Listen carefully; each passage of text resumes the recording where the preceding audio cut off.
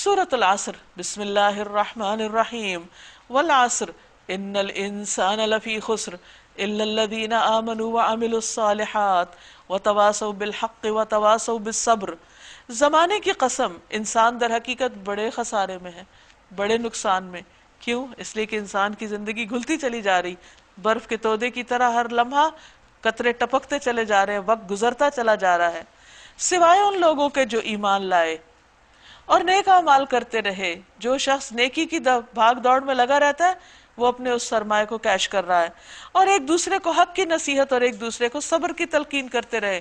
یعنی انسان پر کیا لازم ہے کہ نقصان سے بچنے کے لیے نمبر 1 ایمان لائے، نمبر 2 نیک کام کرے، عبادات پر توجہ دے، اور صرف ذاتی عبادت ہی کافی نہیں بلکہ دوسرے انسانوں کی فکر کرے، ان کو بھی اچھی بات بتائے، اور پھر اگر انہیں کوئی تکلیف ہو، پریشانی ہو، یا وہ اس اچھی بات پر قائم نہ رہ پائے تو انہیں صبر کی تلقین کرے، ان کو انکریج کرے، ان کو فالو اپ کرے، اور انہیں نیکی پر جمانے کی فکر کرے، کیونکہ کسی کو نیکی پر جمانے سے خود انسان کے اندر استقامت آتی ہے۔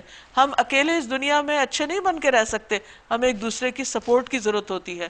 تو وہی نسخہ، وہی ٹپ بتا دی گئی کہ کامیابی کس میں ہے۔